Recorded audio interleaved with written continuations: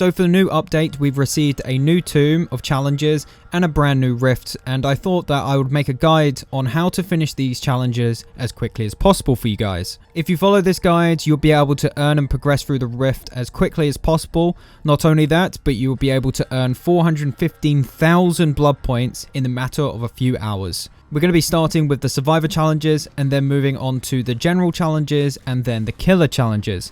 I have left the timestamp if you want to skip straight to the general or the killer challenges. And make sure to subscribe if you find this video helpful and want a full guide for the future Tome challenges. And let's get started with the first challenge for survivor.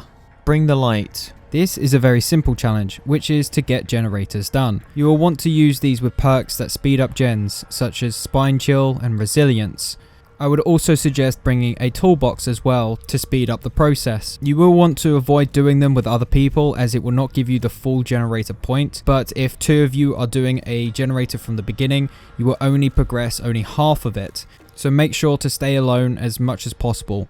Keep stealthy and focus on the objective. This challenge can be achieved in one game, however you do get a few games where you don't actually do that much generators and you're distracting a lot, so it most likely will be 2 games. A build that I would suggest is Resilience, Iron Will, Spine Chill and Streetwise, all built to last with a green toolbox. The next challenge on the list is Leap of Faith, and this is another simple challenge that you can do in pretty much one game. And this is done by vaulting a pallet or a window, but it has to be during a chase. An easy strategy to get this done is by bringing a vault build, which consists of windows opportunity to find pallets and windows easier, and bringing Spine Chill and Resilience. I would highly suggest bringing an offering which has a lot of pallets, such as Lyra's Memorial, and this challenge can be completed in 1 or 2 games. Go for Broke is next, which is simply sabotaging 8 hooks. This is ultimately one of the easiest challenges for survivors. Simply bring sabotage and a toolbox with an add-on that doesn't notify the killer when you're breaking the hook. This can be easily done in one game and is pretty straightforward. A nice tip is that Breakdown actually works for this challenge, which will make your life so much easier. The build I would bring for this challenge is Saboteur, Streetwise, Built to Last and Breakdown with a toolbox. Now, Deadly Race can be difficult depending on your playstyle. Being chased by the killer can be easy for some, but more difficult for others depending on your skill. So this challenge I would recommend bringing a dedicated Chase Me build. However, any build you are comfortable with can achieve this challenge.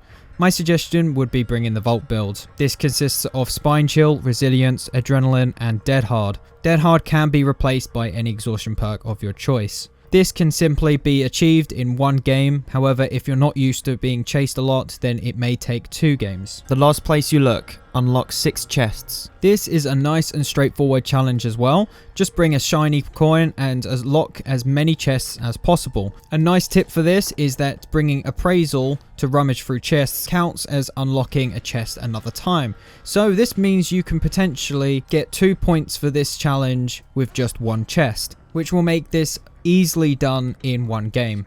The perks I would bring for this challenge is Plunderer's Instinct and Appraisal. Any other perks such as Pharmacy and Ace on Hole is just a bonus if you want to bring it. And also don't forget to bring a coin or a shiny coin if you have one. Reckless by Necessity. This is by far one of the easiest challenges that I was able to achieve. I was pretty much able to succeed this challenge literally right at the beginning of the game. Simply spawn into the game, find the nearest pallet and drop it, and hopefully the killer comes over to the noise notification that you made. Once you hear the terror radius, activate the perk Any Means Necessary, and hopefully you would have done it within the 10 meters of them. If you are finding this harder, just bring perks that will alert the killer, such as Diversion, or just vault a pallet over and over until the killer decides to come over to your direction. This can easily be achieved in one game. Self-preservation. Hiding in a locker for 5 seconds of being in a chase with a killer. This challenge requires being in a chase and hiding in a locker for 5 seconds. This is relatively easy to do if you bring a dedicated locker build. A must-have perk that I feel for this challenge would have been Head On and Quick and Quiet. Once in a chase, just run around an area where the killer can't see you, so a tight corner, and jump into a locker. Once Head On is activated, you've already done 3 seconds worth, so this challenge shouldn't be too difficult to achieve and can be done in about 1 or 2 games depending on what rank you are at. Kimura's Courage. Stun and blind a killer 2 times as Yuri Kimura. This, I feel like, was one of the hardest challenges in this tomb, and this is simply stunning or blinding a killer twice in one match. At red ranks, you'll probably need to rely on perks such as Head On or Decisive Strike, but at lower ranks, pallets and flashlights are a lot more achievable. If you want to get a free blind, all you will need to do is wait for the killer to break a pallet and then just flashlight them. This will give you a blind point, and literally if the killer keeps chasing you, just do the same technique again, and this challenge can be completed pretty simply. If you are finding it a lot harder, bring Decisive Strike and Head On. This can be achieved between 1 and 3 games depending on your skill. Bloodless. Escape 2 chases while injured while using the perk Lucky Break. This is another relatively easy challenge, but will require losing the killer twice with Lucky Break. Simply exploit this method by getting out the reach of the terror radius. This can be done using an exhaustion perk such as Sprint Burst, Lithe, or Balanced Landing. Try and stay stealthy too can help potentially as well. A build that I would use for this is Lucky Break, Iron Will, Lithe, and Dance With Me for those guaranteed escapes. This can be achieved in about 1 to 3 games. A True Friend. Unhook a survivor safely or take a protection hit 8 times. Now this challenge is going to take a bit longer than others, and that is because taking protection hits can be relatively straightforward but require a little bit more effort. Taking protection hits require you blocking the killer's view of another survivor, and unhooking a survivor safely requires around 10 seconds after the unhooking to achieve a point. An easy way of getting a protection point is by getting hit when the survivor is on the killer's back. This will give you a guaranteed protection hit. For this you will need perks such as Borrow Time, Metal of Man, Empathy, and a perk of your choice, but I would suggest Self-Care because you will be hit quite a lot. Borrow Time is needed for those guaranteed unhooks. Metal of Man is a nice combo to take protection hits and is a nice counter for you to see how many protection hits you have achieved in that match. Empathy is so you can go towards the survivor so that you are prepared a lot more, and lastly Self-Care so you can heal up. Bringing a good medkit along with you can be extremely helpful as well. This challenge can be finished between 1 to 3 games. Now lastly is Out of Sight. Hide within 10 meters of the killer without being caught for 45 seconds. Now this is quite a straightforward stealth challenge which involved of being in a short proximity of the killer's terror radius. I would suggest bringing a full stealth build for this. Hide in corners and do as much as you can to not be seen. Perks that I would include is Iron Will, Urban Evasion, or Fixated, and maybe bring a perk to get the killer's attention such as Diversion. This can be achieved in 1 game also. So that is every single survivor challenge in Tomb 1. I would say overall the difficulty is pretty easy, and you will earn 205,000 blood points if you are able to finish all the survivor challenges. It will take you around 11 to 20 games to complete this challenge depending on your skill. Now there is only 2 challenges in the general category which can be completed by either the killer or the survivor.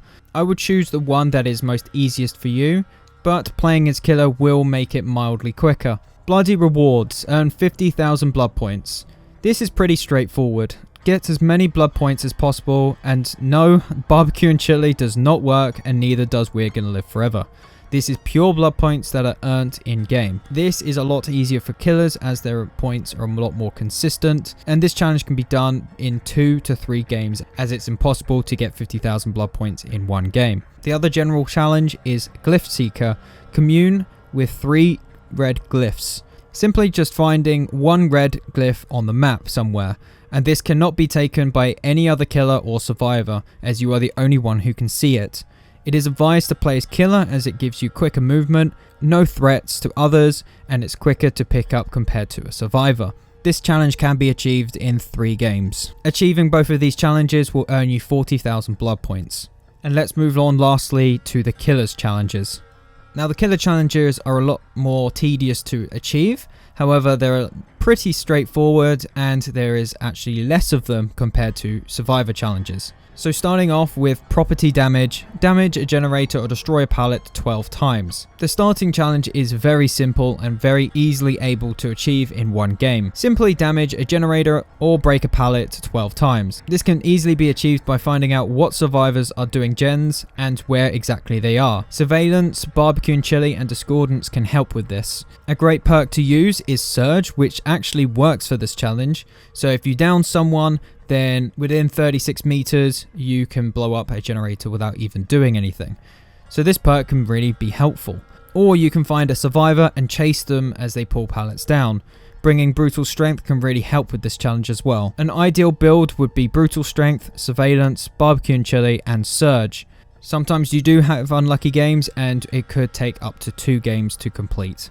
Hook 5 survivors. Hooking survivors can be difficult for some depending on the ranks. However, bringing killers who have insta-down abilities can really help with this, such as the Hillbilly, Myers, Oni, and Leatherface. Bringing perks such as Iron Grasp can also help with this build. This challenge can be completed in 1 or 2 games. Spree of Violence. Hit 10 different survivors with your weapon. This is probably the easiest challenge for killers, however, the longest time it will take to achieve. Unless you are a complete potato killer, this challenge shouldn't take any more than 3 games to complete. Simply hitting a survivor will earn you 1 point, but only uniquely to that survivor. So this means that you will have to hit 10 individual survivors at least once.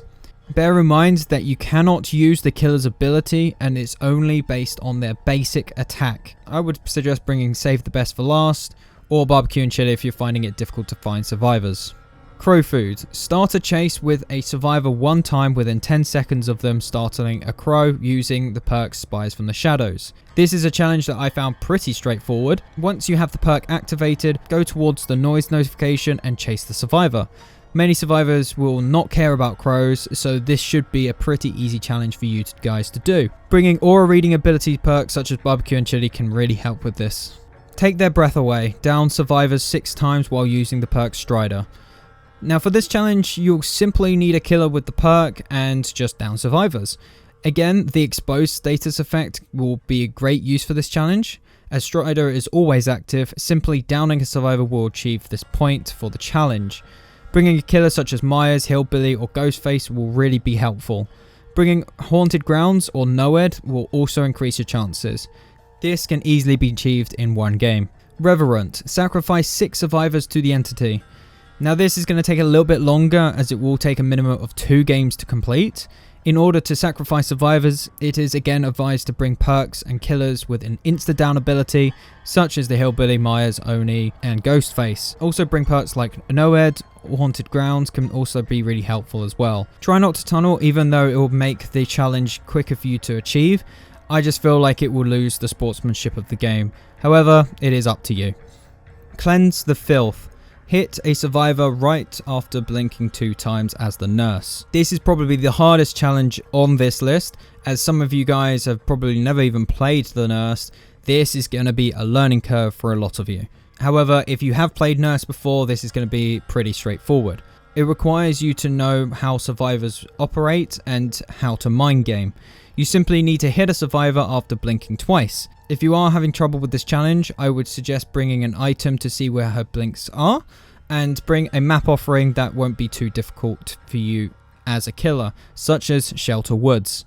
And lastly, we have Nurse Knows Best.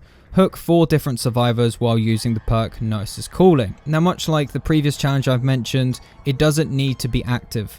It just needs to be in the perk build. Bringing Nurse's Calling and bringing a killer with the exposed status effect. And this can easily be achieved in 1 game as well, because you don't have to kill them, you just need to hook 4 different survivors. So make sure you hook each one of them once. So overall for the killer challenges, you will earn 170,000 blood points. It's a pretty easy list of challenges, just a little bit more tedious, and it will take around 11 to 14 games to complete. So at the end of doing every single challenge in the tomb, it will give you 415,000 blood points at the end. It will take around 27 to 40 games to complete depending on your skill.